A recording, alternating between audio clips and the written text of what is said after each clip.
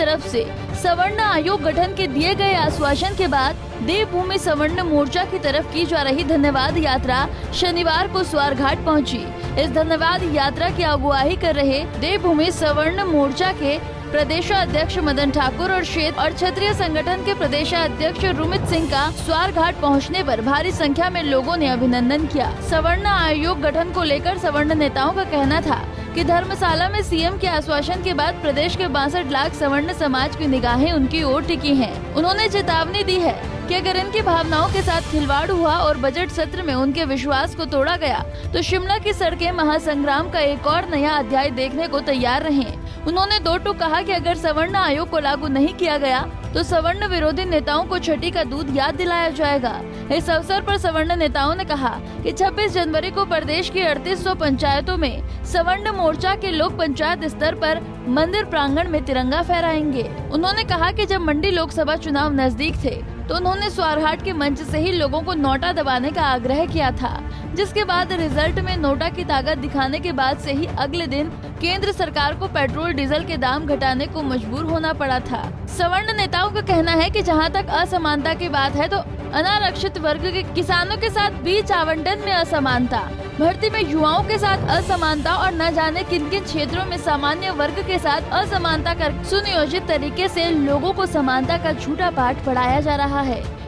जब हम लोगों ने इस आंदोलन को भी शुरू किया था तो हम लोग स्वारघाट आए थे और जब मंडी लोकसभा में उपचुनाव हुए और जब अर्की विधानसभा में उपचुनाव हुए, 2 और विधानसभाओं में उपचुनाव हुए, तब हमने नोटा को लेकर भी यहाँ से ये संकल्प लिया था कि इस हिमाचल प्रदेश का स्वर्ण समाज इस बार उपचुनाव में अपनी ताकत का एहसास कराते हुए नोटा का प्रयोग करे।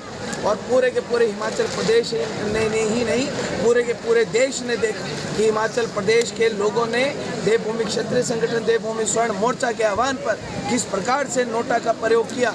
और नोटा का प्रयोग होने के बाद उसके आप परिणाम देखिए कि जहां पर इतने सालों इतने समय से हमारे देश के लोग पेट्रोल और डीजल की कीमतों से जूझ रहे थे, महंगाई से जूझ रहे थे।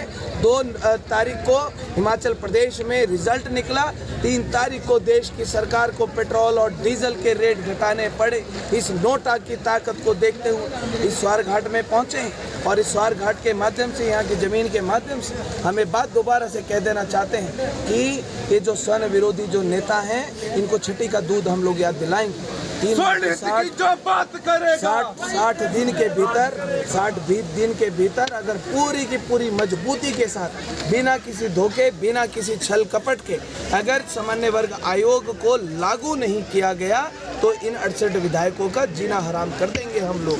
और आपके माध्यम से मैं एक बात कह देना चाहता हूँ, इन 68 विधायकों को साथ में माननीय और आदरणीय प्रदेश के मुख्यमंत्री जयराम ठाकुर जी को कि माननीय मुख्यमंत्री जयराम ठाकुर जी आपकी तरफ 62 लाख लोगों की निगाहें टिकी, आपके ऊपर 62 लाख लोगों का विश्वास आपके ऊपर टिका है। बिना किसी छल और कपट के इस आयोग को पूरी की पूरी मजबूती के साथ लागू करना, ऐसी कोई वजह ऐसा कोई कारण मत छोड़ना जिसकी वजह से हमारे लोगों को लगे कि हमारी भावनाओं के साथ खिलवाड़ हुआ।